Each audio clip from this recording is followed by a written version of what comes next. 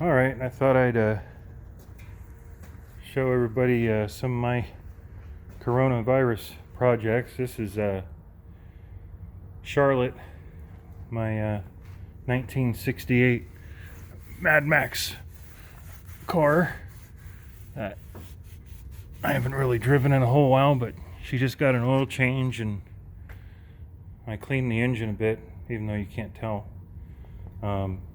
I did some experiments in a video a while back trying to run transmission fluid in the radiator because my water pump is pretty much getting ready to go south. It's rattling around and starting to grind, so I thought, oh, I'll put some oil in the radiator and see if it lubes the water pump. And then I went overboard and decided, oh, I'll just drain all the water out. It works so good, I'll drain all the water out and run it just on transmission fluid. And you can look up a video that is titled oh, I missed some of the oil on my air cleaner. I just got that cleaned and oiled. But anyways, I changed tires on this. I used to have some MTR like rock crawler tires, and I went ahead and took those off and I put them on my street legal Mad Max car. I put these tires on the back, which are supposed to be an all-terrain tire, but these would be a good drag tire because they don't want to spin, they just grip. I tried to do a burnout. I did one burnout when they were just put on, and then I went through a little bit of mud and got her dirty a little bit, and then got out on the street and tried to brake stand, and these tires, they started to spin, but man, it put the whole chassis under a lot of strain and stress, so I gave up. And I guess these are going to be some really grippy street tires, but on the dirt they're not going to work that good. I took the tires and put them on Vixen here, which is a 2008 Ford Crown Victoria Police Interceptor from Sacramento Police Department. So I've actually got some pretty decent meats on here. They look a little hazed right now because I lit up the tires on this a couple times, posies, and this thing left, you can't see it now, but I got in the parking lot over here, I left about 30 feet of rubber. So I've got rims from a Crown Victoria LS or a Lincoln Town Car without the center caps. They're aluminum rims and they're the right offset to have a bigger tire. I put a bottle opener on here.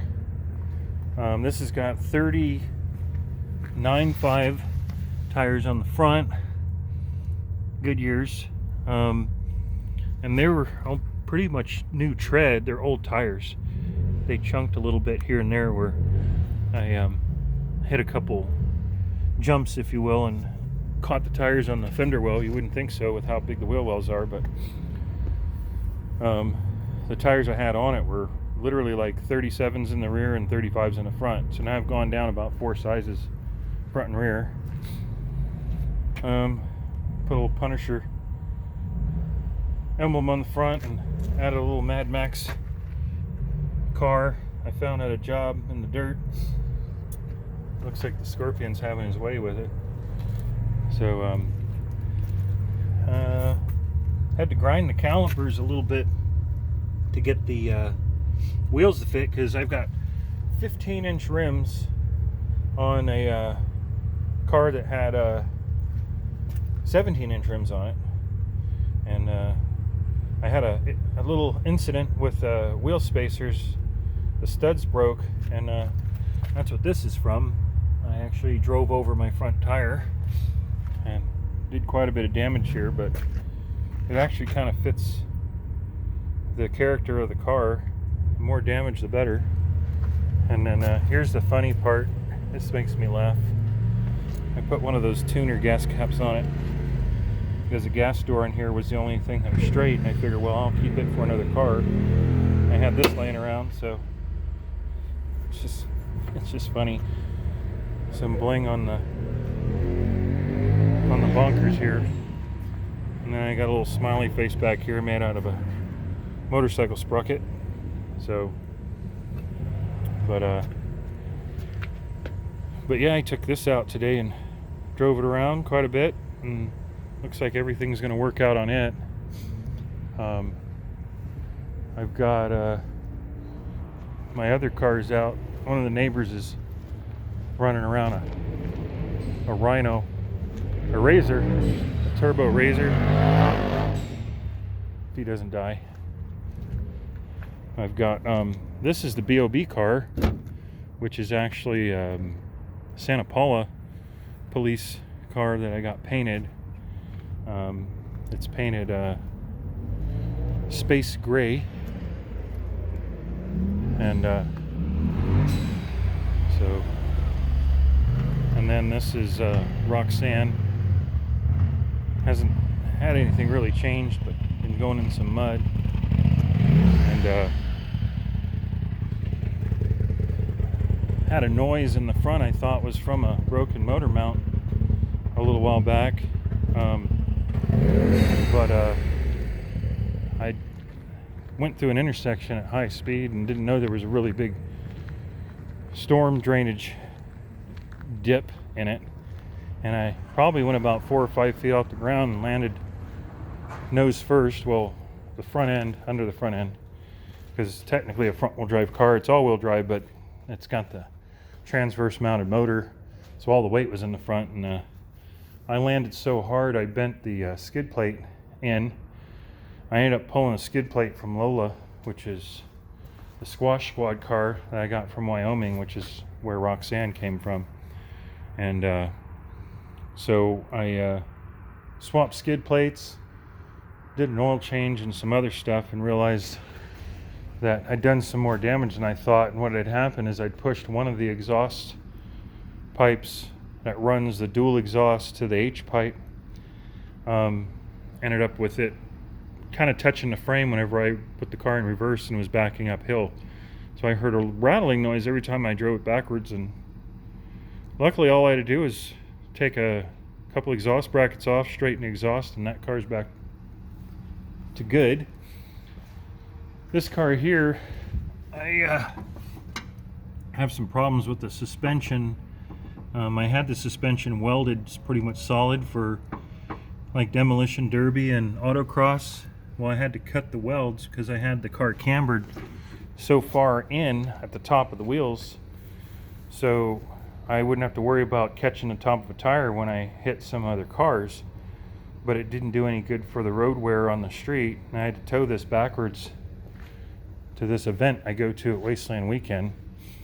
And so I also let my buddy borrow the headlights for a little bit. That's why there's some open holes here in the front where lights would normally be.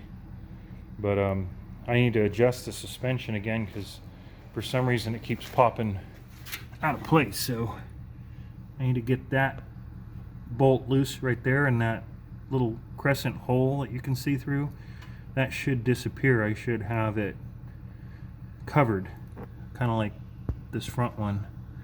So it moved back and threw my alignment off again while I was driving. Actually, it's probably when I was trying to do a burnout, because I had the gas to the floor and the brake to the floor, and I couldn't get it to spin, and it kind of tweaked the front suspension. But it's just a stock 390 from 1968. Stock carburetor, stock everything. I just put an aftermarket tranny cooler. It's got a radiator from a Jeep Gladiator truck, and about 3-inch exhaust, 4-inch exhaust at the muffler. It's got stock exhaust, Y pipe, and everything back to the muffler, but then it's got a 3-inch diameter in and out on the muffler. I don't know if you'll be able to see it, but yeah, you can put your fist in there if you were on to it. It was from a diesel.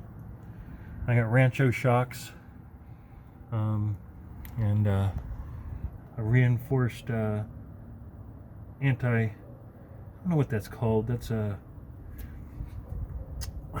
link bar. This has independent rear. It's a 2-link independent rear or 4-link independent rear not independent, straight axle with 4 links, but this is, I guess, the Panhard bar. And I've broken that a couple times from getting in crashes and wrecks, but all the other bushings are good, and it's a Ford 9-inch stock gears with a mini spool in it. And as you can see, there's been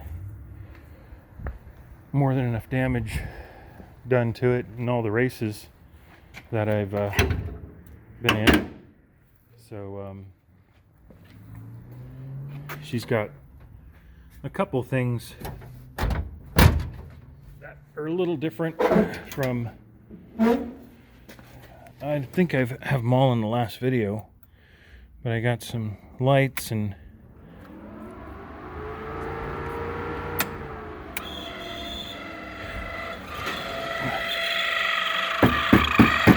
not happy in the light bar. So the arrow stick quit working this past rain, so it just makes a whole bunch of noise. I got an old school, probably the same year Interceptor siren as the rest of the car.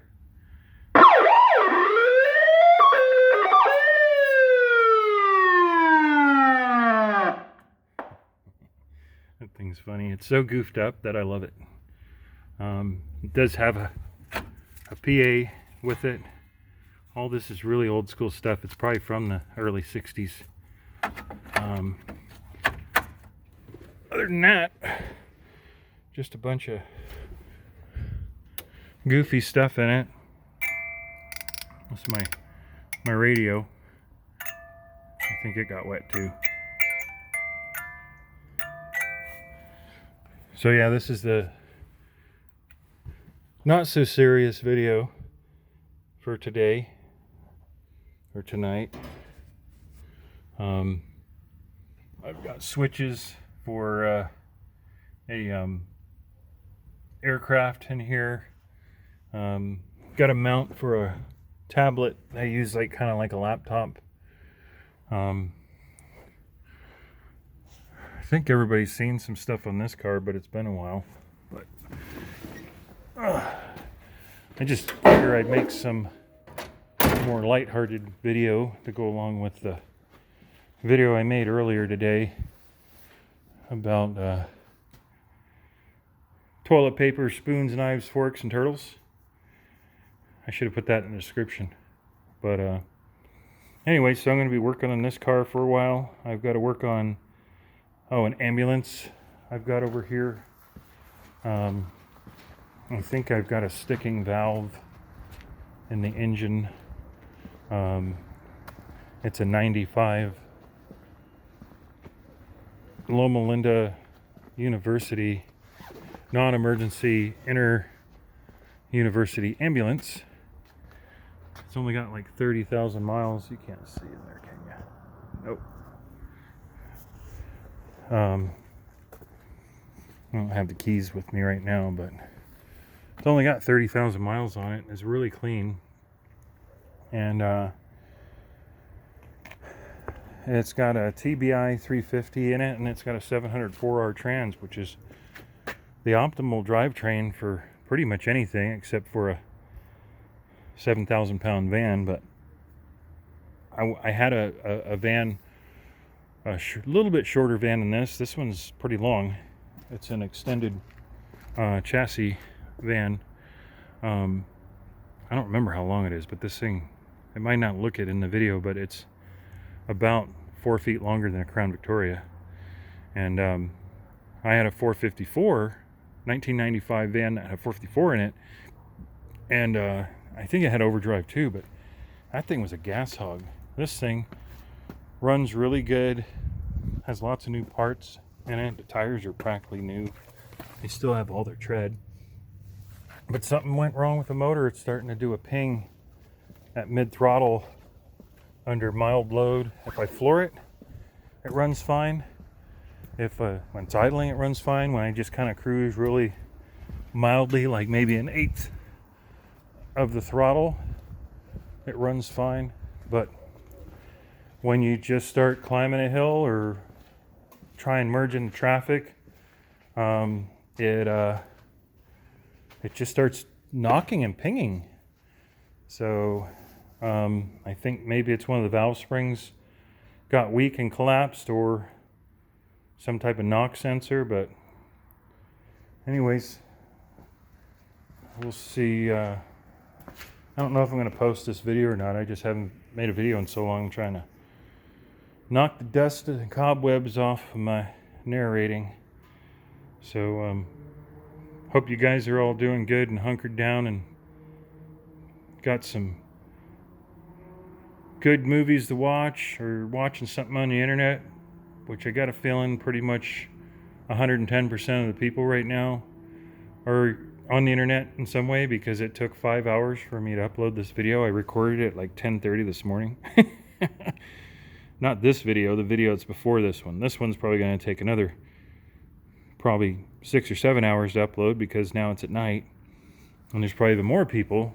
The few people that were working are probably off work and looking up stuff about the Budweiser or the Miller Genuine Draft or Dos Equis virus. I don't remember which one it is. All right, guys, be safe, be healthy, and I be gone.